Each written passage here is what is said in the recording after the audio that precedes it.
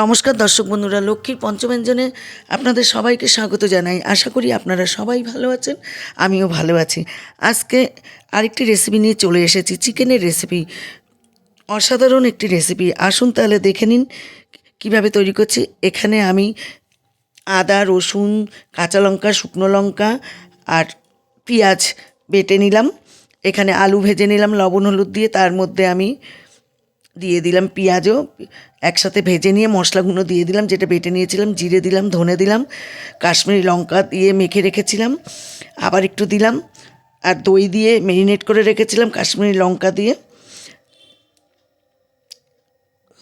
মাংসগুলো দিয়ে কষিয়ে নিলাম, নিয়ে ভালো করে এবার আমি গরম জল দিয়ে দিলাম।